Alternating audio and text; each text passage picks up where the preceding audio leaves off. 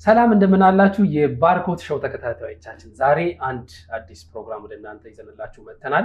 እንግዲህ ባርኮት ሾው ከዚህ በፊት እንደምታውቁት የተለያዩ የአምልኮ ፕሮግራሞችን ወደ እናንተ የሚያቀርብ የዩቲዩብ ቻናል ነው። በብዙዎቻችን ዘንድ የሚወደድ ነው። በጣም ለብዙዎች መጽናናት ምክንያት የሆነ ቻናል ነው። አሁን ደግሞ በአንዳንድ ጉዳዮች ኢንተርቪዎችን ወይም ደግሞ ቃለ መጠይቆችን ወደ እናንተ ይዘን እንመጣለን ማለት ነው። ዛሬም ለየት ያለ ፕሮግራም ይዘንላችሁ መጥተናል። ይህም ፕሮግራም የፊታችን እሁድ ቀን አንድ የሚመረቅ አዲስ መጽሐፍ አለ። ዛሬ ይዘንላችሁ የመጣ ነው የመጽሐፉን ደራሲ ወይንም የመጽሐፉን ጻፊ ይዘንላችሁ መጥተናል። ፕሮግራሙን ወደ እናንተ ማደርሰው እኔ ፍቃዱ እርሱሞ እባላለሁ። እንግዳዬን አስተዋውቃችኋለሁ ማለት ነው። እንግዳዬ ወደዚህ ወደ ባርኮት ሾው እንኳን በሰላም መጡ። ያለውን ነገር በአጠቃላይ እስቲ ስለ ራሱ ያለውን ነገር አንዳንድ ነገሮችን እንዲያስተዋውቁ። ኦኬ፣ አመሰግናለሁ። ሰለሞን ሱሊቶ ይባላለሁ። እንግዲህ ከጌታ ጋር ያለኝ ቆይታ 36 ዓመታት ያህል በእግዚአብሔር ቤት ኖሬያለሁ። እግዚአብሔር በሰጠኝ ጸጋ እግዚአብሔርን ለማገልገል ሞክሬያለሁ። በአሁኑ ጊዜ ደግሞ የሆሳዕና ሙሉ ወንጌል አማኞች ቤተክርስቲያንን በሰብሳቢነት እና የሀዲያ ዞን ወንጌል አማኞች ቤተክርስቲያናት ካውንስልን እንዲሁ በሰብሳቢነት አገለግላለሁ። ወንጌላውያን ቤተክርስቲያናት ህብረት ከተማው ማለት ነው ሁለንተናዊ አገልግሎት ዩኒት የሚባል እዛ ጋር በጸሐፊነት አገለግላለሁ። ሆሳዕና አካባቢ ያሉ የሙሉ ወንጌል አጥቢያዎች አሉ።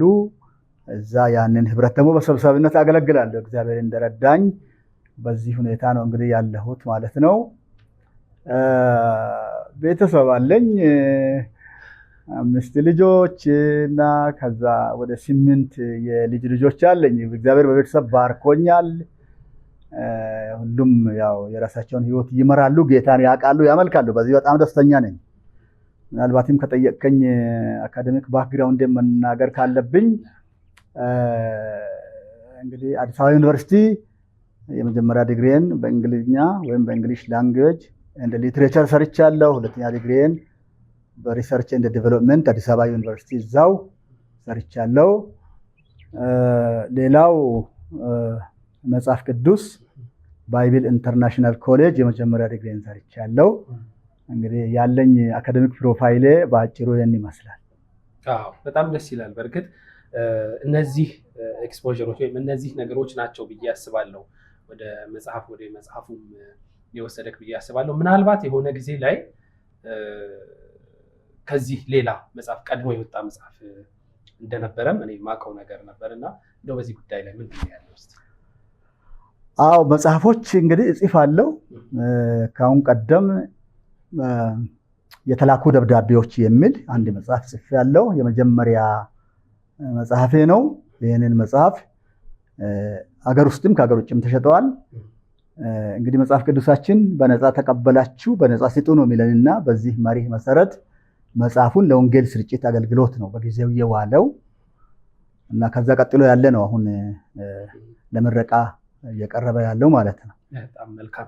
ስለዚህ አሁን ይሄኛው የህይወት ሽታ መጽሐፍ ይሄኛው መጽሐፍ ከዛኛው ቀጥሎ ያለው ፓርት ነው። በእርግጥ የህይወት ሽታ መጽሐፍን አንብቤዋለሁ፣ የተወሰነ ያህል ሄጃለሁ፣ እኔም አይቻለሁ። በጣም የሚገራርሙ ነገሮች አሉ። እንደው ስለ መጽሐፉ ማውራታችንን ከጀመርን አይቀር መጽሐፉ ላይ ከርዕሱም ስንጀምር የህይወት ሽታ ነው የሚለው። እንደው ይህን መጽሐፍ እንድጽፍ ጋሼ እንድጽፍ እያልኩ ነው እያወራ ያለሁት። ችግር የለውም ማለት ነው። በጣም ለመግባባትም እንድንመች በጣም እንደሱ ነው የሚሻለው። እንደሱ ይሻላል። መልካም። ስለዚህ እንደው የህይወት ሽታን ለመጻፍ ስታስብ ወይም ይሄን መጽሐፍ ለመጻፍ ስትነሳሳ ምንድን ነው መነሻ ሀሳብ የነበረው? ምንድን ነው ያነሳሳ ይሄን መጽሐፍ እንድጽፍ? በመሰረቱ ያው የምናመልከውን ጌታ በተለያየ መንገድ ልንገልጸው እንችላለን። መጽሐፍ ቅዱስ እግዚአብሔርን የሚገልጸው የመጀመሪያው መጽሐፍ ቅዱስ ነው። ሌሎች መጽሐፍት ይጻፋሉ። እንግዲህ እኔም ውስጥ ይሄንን የእግዚአብሔርን ነገር የማጉላት ነገር አለ። ይሄ ጩኸት በውስጤ ሁልጊዜ አለ። በዚህ ምክንያት ይሄንን መጽሐፍ ለመጽሐፍ ሞክሬያለሁ። ርዕሱን የሰጠሁበትን ምክንያት ልናገረው እችላለሁ። በዋናነት ግን ዓላማዎች አሉት። ይሄ መጽሐፍ የተጻፈበት ዓላማ ያ ዓላማ ነው እንድጽፍ ያስገደደኝ። እነዚህን ዓላማዎች መጥቀስ የሚያስፈልግ ይመስለኛል። ይሄ መጽሐፍ እንግዲህ ዓላማ የሚያደርገው በመሰረቱ ህይወት ከእግዚአብሔር ዘንድ ለሰው ሁሉ የተሰጠ ስጦታ ነው። ዝም ብሎ የሚኖሩት አይነት አይደለም። ህይወት የሚሸተት የሚቀመስ በስሜት የሚገለጽ ሀዘንና ደስታ የሚፈራረቅበት ለሰው ሁሉ የተሰጠ ስጦታ ስለሆነ የሰዎች ህይወት ምን ይመስላል? በተለይ በዚህ ዘመን የሰዎች ህይወት ምንድን ነው የሚሸተው? ጌታ ኢየሱስ ክርስቶስን የግል አዳኝ አድርገው የተቀበሉም ያልተቀበሉም ሰዎች ህይወት የመጽሐፉ ተደራሲያን በመሰረቱ ፕሮቴስታንት ኮሚኒቲ ብቻ አይደለም። የኦርቶዶክስ እምነት ተከታዮች የዚህ መጽሐፍ ተደራሲያን ናቸው። የሙስሊም ሃይማኖት ተከታይ ወገኖቻችን የዚህ መጽሐፍ ተደራሲ ናቸው። እነሱም ጋር እግዚአብሔር የሰጣቸው ህይወት አለ እና ያንን ህይወት በደንብ ማየት እንዲችሉ አስቤ ነው የጻፍኩት። ዓላማው በእርግጥ አለ መጽሐፉ ላይም የተጠቀሱ ነገሮች ናቸው። በእርግጥ አንባቢያንም ምናልባት መጽሐፉን ስታነቡት አሁን የተነሳውን ሀሳብ ታገኙታላችሁ ብዬ አስባለሁ። እና ሌላኛው መጽሐፉን ስንገልጠው የመጀመሪያው ገጽ ላይ የኢትዮጵያ ካርታ አለ። ካርታው ላይ ደግሞ ኢትዮጵያ ትበለጽጋለች የሚል ሀሳብ አለና እንደው የህይወት ሽታ ከሚለው ሀሳብ ጋር ይህን ሀሳብ እንዴት ልታስገባው ቻልክና ምንድን ነው እንደው ከዚህ ጋር የተገናኘ ሀሳብ ምንድን ነው ያለው? ይሄ መጽሐፍ ከያዛቸው ዓላማዎች አንዱ በሽያጩ ድሃ አደግ ዜጎችን ማገዝ ነው። በመሰረታዊነት ድህነት ማህበራዊ ችግር ነው። ድህነት የኃጢአት ውጤት ነው ብዬ አላምንም እኔ። ማህበራዊ ችግር ነው። ማህበራዊ ችግር ደግሞ እኛ ነን በመስራት በመለወጥ አካባቢያችንን በማልማት ልንፈታው የምንችለው ማለት ነው። እና በዚህ ሀሳብ ውስጥ ሆነን ወደ አገራችን ስንመጣ ደግሞ አገራችን እንግዲህ ሁላችንም እንደምናውቀው በተለያዩ ስርዓቶች ምክንያት ሊሆን ይችላል ድሃ አገር ናት ያለን። ነገር ግን ድሃ ሆነ እንደማትቀር የሚያሳዩ ነገሮች አሉ። ከዚህ የተነሳ ኢትዮጵያ በእግዚአብሔር ቃል ውስጥ ብዙ ተስፋ ያላት ሀገር ስለሆነች ነገ በእርግጠኝነት በጣም እንደምትበለጽግ ዜጎቿ በሙሉ መንገድ ዳር የሚያድሩ ቱቦ ውስጥ የሚያድሩ ሳይሆኑ ሰርተው የሚኖሩ ለሌሎች አገሮችም ጭምር ትልቅ ተስፋ እንደሚሆኑ ተስፋ ማድረግ የኢትዮጵያን ብልጽግና እኔ እግዚአብሔር በውስጤ እንዳሳየኝ እንደምትበለጽግ ተስፋ ስለማድረግ ይሄንን የኢትዮጵያን ካርታውም ላይ ኢትዮጵያ እንደምትበለጽግ ብዙ ጊዜ እዚህ ጋር ማንሳት የሚፈልገው ሰዎች ይሄን ሀሳብ ከፖለቲካ ጋር ሊያያይዙ ይሞክራሉ። ፖለቲካ ሳይንስ ነው፣ ጥሩ ነገር ነው እና በዛ ዘርፍ የሚሰራው ኢትዮጵያን ለማበልጸግ ለመለወጥ ነው። ይሄ ትልቅ ነገር ነው። ግን በእግዚአብሔር ቃል ውስጥ ደግሞ ኢትዮጵያ ትልቅ ተስፋ ያላት ሀገር እንደሆነች የተጠቀሰ የተጻፈ ስለሆነ ነገ ማህበራዊ ችግሯ የተፈታላት ትልቅ ሀገር እንደምትሆን ተስፋ ስላለኝ ይህንን ለማስቀመጥ ሞክሬያለሁ መጀመሪያ ገጽ ላይ። የሚገርም ነው። በእርግጥ ያነሳው ሀሳብ ይገናኛል። በእርግጥ ከህይወት ሽታም ጋር በብዙ አይነት መልኩ ልናገናኘው የምንችለው ሀሳብ ነው። አንተም ያው ለኢትዮጵያ ያለህን ተስፋ ለሀገርህ ያለህን ተስፋ በዚህ መልኩ ለመግለጽ የሞከርክበት እንደሆነ ለማስረዳት ሞክርሃል ማለት ነው። ከዛ ቀጥሎ አንድ ገጽ ላይ ደግሞ የተቀመጠ ሀሳብ አለ። መታሰቢያነቱ ይላል። መታሰቢያነቱ አንደኛ ለኦርቶዶክስ ተዋህዶ እምነት ተከታዮች እና ለእስልምና እምነት ተከታዮች ይሁንልኝ የሚል አይቻለሁና መጽሐፉ ላይ እንደው ምንድነው የዚህ ሀሳብ ዋናው ማለት ለማለት የፈለከው ወይም ለመግለጽ የፈለከው ሀሳብ ምንድነው? መጽሐፉን ተደራሲያንም ብለህ ውስን የሆነን የፕሮቴስታንት ወይም ውስን የሆነን አካል አላደረክም። የሁሉም ሃይማኖት ተከታዮች መጽሐፉን ቢያነቡት የራሳቸውን የሚያገኙትን ጥቅም ለመግለጽ ሞክረሃልና እዚህ ጋር መታሰቢያነቱን ለነዚህ ሃይማኖቶች ያረክበት ምክንያት ወይም ይሄን እዚህ ጋር ለማስቀመጥ ያሰብክበት መንስኤ ሀሳብ ምንድነው? ኦኬ መጽሐፉን ከጻፍኩባቸው ዓላማዎች አንዱ እንግዲህ እነዚህ መንገድ ላይ የሚያድሩ ለማኞች ድሃ አደግ ልጆች አሉ። እነሱን ማገዝ ነው እንግዲህ በሽያጩ። ከዚህ አንጻር በእኛ አገር የኦርቶዶክስ እምነት ተከታይ ወገኖቻችን የእስልምና እምነት ተከታይ ወገኖቻችን ድሆችን በማገዝ በመርዳት በመመገብ የተሻለ ስራ የሚሰሩ መሆናቸውን ስለማቅ ስለምረዳ ስለማምንም መጽሐፉ ለነሱ መታሰቢያ ቢሆን አንደኛ ይሄን መጽሐፍ በማንበብ የራሳቸውን ህይወት በደንብ ቅድም ብያለሁ ህይወት ከእግዚአብሔር የተሰጠ ስጦታ ነው እና ህይወታቸውን እንዴት እየመሩ ነው ይሄን የሚሰሩት የሚለውን ማየት እንዲችሉ ብዬ ነው እንግዲህ በዚህ ስራ በቻሪቲ ስራ ድሆችን በማገዝ ረገድ ትልቅ ሚና ያላቸው እንደ ሀገር ስለሆኑ ለነሱ መታሰቢያ ማድረግ የፈለኩት በዚህ ምክንያት ነው። ስለዚህ በቀጥታ ይገናኛል። አሁን ከመጽሐፉ ሐሳብ ጋር ይገናኛል። ፕላስ ደግሞ ከመጽሐፉ ሽያጭ ከሚገኘው ገቢ በሚደረገው የመልካምነት ስራ ላይ እንደውም ከኛም ይልቅ ቀድመው ይሄንን መልካም ነገር በማድረግ እነሱ ስለሚታወቁ እነሱም በዚህ መታሰቢያነት ውስጥ እነሱን ለማካተት እንደሞከርክ ነው ያነሳው። በእርግጥ ከሱ ጋር እኔም እስማማለሁ። ለዛ ናቸው ሁለቱም እምነቶች በስፋት ይታወቃሉ። ሌሎቹ አያደርጉም ሳይሆን በስፋት ስናያቸው ቀድሞም ከነበረው ነገር አንጻር ስናይ ከዛ አንጻር ልናነሳ እንችላለን። እዚህ ጋር ግን ያው በደንብ መታየት ያለበት ብዙ አይነት የሃይማኖት ተቋማት አሉ። ለምሳሌ ሰፊ ናቸው ከሚባሉ አንዱ የፕሮቴስታንት ኮሚኒቲው ነው ህብረተሰቡ ነው። እዛ ኮሚኒቲ ውስጥ ይሄ ስራ የለም ብያልኩ አይደለም። በደንብ ነው። በጣም ብዙ ድሆችን ችግረኞችን በመርዳት የታወቁ ቤተ እምነቶች አሉ። ነገር ግን ጅማሮን ወደኋላ ሲሄድ እስከ ዛሬም ድረስ በብዙ ትጋት በብዙ መሰጠት እያገለገሉ ያሉ ቤተ እምነቶች ስለሆኑ ማለት ነው የኦርቶዶክስ እምነት ተከታዮችና የእስልምና እምነት ተከታዮች መታሰቢያ ይሆንላቸው ጥሩ ነው ብዬ ነው። መልካም። ውድ የባርኮት ሾው ተከታታዮቻችን ዛሬ የህይወት ሽታ መጽሐፍ ጸሐፊ ጋር ያደረግን ያለነው ቆይታ እንደቀጠለ ነው የሚገኘው። አሁንም እስከ መጨረሻው እንድትከታተሉ ግብዣዬ ነው። ወደ ጋሼ እንደገና ወደ አንተ ስመለስ ቅድም መነሻ ላይ በተወሰነ መልኩ ለመጥቀስ ሞክረሃል እና እንደው በደንብ እንድትሄድበትም ስለምፈልግ የመጽሐፉ ዓላማዎች ላይ እንደው አንተ ጋር ያለውን ነገር በደንብ ለማካፈል ብትሞክርና ምንድን ነው የመጽሐፉ ዓላማዎች የተጠቀሱ ከአንድም ሁለት ሶስት ዓላማዎች እንዳሉ ቅድም እየጠቀስክልኝ ነበርና እንደው እነዚህ ነገሮች እስቲ። ኦኬ፣ አመሰግናለሁ። ጥሩ ጥያቄ ነው። በዋናነት መጽሐፍ ቅዱስ ስለማነብ የሰውን ህይወት ከእግዚአብሔር ቃል አንጻር ነው እኔ የማየው ጀስቲፋይ ማድረገውና ይሄ መጽሐፍ በዋናነት በሶስት ዋና ዓላማዎች ላይ የሚያተኩር ነው። ምንድናቸው እነሱ? አንደኛ ቅድም እንዳልኩ ከእግዚአብሔር ህይወት ተቀብለዋል፣ ነገር ግን ጌታ ኢየሱስ ክርስቶስን የግል አዳኝ አድርገው ያልተቀበሉ ብዙ ሰዎች አሉ በዚህ ምድር ማለት ነው እና በየትኛውም ሃይማኖት ጥላ ስር ሊሆኑ ይችላሉ። ነገር ግን የህይወት ምንጭ ኢየሱስ ክርስቶስ የማንም ያለ ሃይማኖት ልዩነት የህይወት ምንጭ እግዚአብሔር አብ ነው፣ ወልድ ነው፣ መንፈስ ቅዱስ ነው። እግዚአብሔር ደግሞ ለሰዎች ስጦታ አድርጎ ወደዚህ ምድር የላከው ያለ ምድራዊ አባት ተወልዶ ለሰዎች ኃጢአት የሞተው ኢየሱስ ክርስቶስ ነው።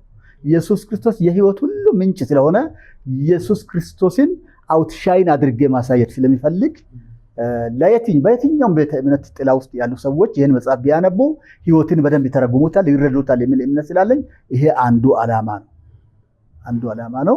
ሁለተኛው ዓላማ በመጨረሻው ዘመን በዚህ ጊዜ ማለት ነው በጣም ብዙ ሐሰተኛ አስተማሪዎችና ሐሰተኛ ነቢያት አሉ።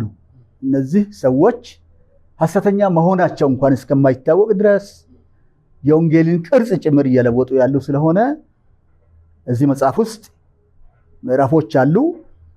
እነዚህን ሐሰተኛ አስተማሪዎችና ሐሰተኛ ነቢያት ትምህርታቸውን፣ አስተምህሯቸውን፣ የህይወት ገጻቸውን መግለጥ ነው አንዱ ዓላማ የዚህ መጽሐፍ ማለት ነው።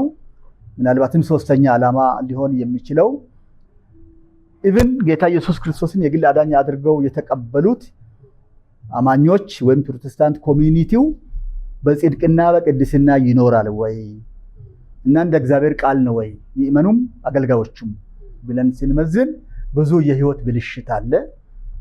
ስለዚህ ይህን መጽሐፍ በማንበብ መንፈሳዊ አቅማቸውን መንፈሳዊ ማንነታቸውን መገንባት እንዲችሉ የተጻፈ መጽሐፍ ስለሆነ ነው። ቅድም አራተኛው እንግዲህ ድሆችን መደገፉ እንደ አራተኛ ዓላማ ሊወሰድ ይችላል። በእርግጥ እነዚህ ሶስቱ ነገሮች ካሉ በኋላ ነው መጽሐፉ ከተገኘ በኋላ ነው ቀጥሎ እንዳልከው ሊመጣ የሚችለው። የህይወት ሽታ መጽሐፍ ውስጥ ገጽ 122 ላይ እንዲህ ይላል፣ በስጋ የሞቱማ የሚሰሙት ጆሮና የሚያዩት ዓይን የላቸውም ከአፈር ጋር ተቀላቅለዋልና፣ የስጋ እንቅልፍ እንዳለ ሁሉ መንፈሳዊ እንቅልፍ ስላለ፣ የስጋ ሞት እንዳለ ሁሉ መንፈሳዊ ሞትም ስላለ መልእክቴ በመንፈስ ለሞቱት ነው ይላል። ጸሐፊው ምንድን ነው ጋሼ እዚህ ጋር እንደው ማንሳት የፈለከው ነገር? በጣም የነካኝ ነገርም ስለሆነ ሁለት ጥሩ የሚባሉ እውነቶችን እዚህ ጋር ለማንሳት ሞክራልና እንደው ምንድን ነው እዚህ ጋር ለማንሳት የፈለከው?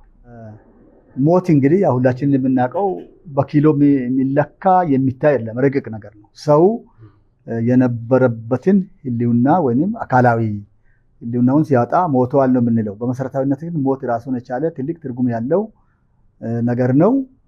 እንግዲህ ስጋዊ ሞት ማንም ሰው ያውቃል፣ ሁሉም ያውቃልና ሰው ከቤተሰቡ ከራሱም አካል ተለይቶ በድን ሲሆን ሞተዋል ነው የሚባለው። መንፈሳዊው ነገር ነው እዚህ ጋር ትልቅ አጠያያቂው። እኔ እንግዲህ እዚህ ጋር መጥቀስ የፈለግኩት ዛሬ ከእግዚአብሔር ጋር ሰዎች እየኖሩ እየሰበኩ እያገለገሉ ቤተክርስቲያን እየተመላለሱ የሚገኙ ሰዎች በስጋ እግዚአብሔርን እያመለኩ ነገር ግን በመንፈስ ደግሞ ከእግዚአብሔር ተለይተው ከሆነ መንፈሳዊ ሞት ሞተዋል ማለት ነው። በቀጥታ ይሄንን ነው ለማሳየት የፈለኩት። እዚህ ጋር ሰው እንግዲህ በመንፈሱ ከእግዚአብሔር ሲለይ ቆሞ ነው የሚሞተው፣ እየተመላለሰ እየበላ እየጠጣ በደንብ ኑሮን ህይወቱን እየመራ ግን በመንፈሱ ሞተዋል። ከእግዚአብሔር ሰው ከተለየ ህይወት የለውም ብለን ነው የምናስበው። የስጋ ህይወት ሊኖር ይችላል እና ስለዚህ ነፍሱ ከስጋ ሲለይ ደግሞ ያው የስጋ ሞት ስለሆነ የሚታወቅ ነገር ነውና እዚህም መጽሐፍ ውስጥ ለመጥቀስ የሞከርኩት እንግዲህ ከአሁን ቀደም ሞተው አፈር ውስጥ የገቡ ሰዎችን አይደለም፣ እኛን በህይወት ያለነው ከእግዚአብሔር ጋር እንደ እግዚአብሔር ቃል እየኖርን ነው ወይ? ህይወታችን እውነትም ቅድስናን ይሸታል ወይ? ጽድቅን ይሸታል ወይ? እግዚአብሔር የሰጠንን ህይወት ይመስላል ወይ? ይገልጻል ወይ? የሚለውን ሐሳብ ለማሳየት ነው የተጠቀምኩት ማለት ነው። መልካም። አይ በእርግጥ እኔም እንደዛ አይነት ነገርም ይሄ እንደዚህ አይነት መልእክትም ሊሆን እንደሚችል በእርግጥ ሐሳቡ ያ ነው ብዬ ነው የማስበው እና በሚገርም ሁኔታ ነው የተገለጸበት አገላለጽም ስለተመቸኝ ነው።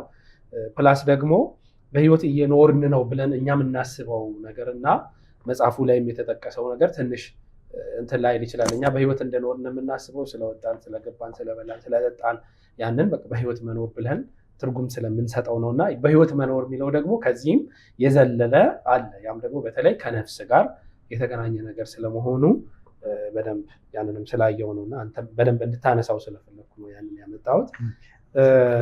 መጽሐፉ ላይ መጀመሪያ ገጽ ላይ በእርግጥ ይሄም የተጠቀሰው ገቢው የትኛውንም ሃይማኖት ለሚከተሉ ድሆች፣ ወላጅ ለሌላቸው ልጆችና ለመንገድ ዳር ለማኞች የዕለት እንጀራ የሚውል ይላል። ስለዚህ የመጽሐፉ ሽያጭ ወይም ከመጽሐፉ ሽያጭ ሙሉ በሙሉ የሚገኝ ገቢ ለዚህ ዓላማ የሚውል እንደሆነ መጽሐፉ ላይ ጠቅሰዋል እና ምንድን ነው እስቲ ከዚህ ጋር ያለው ነገር? ከዚህ ጋር ያለው ነገር ጥሩ ጥያቄ ነው ጠየቅከው።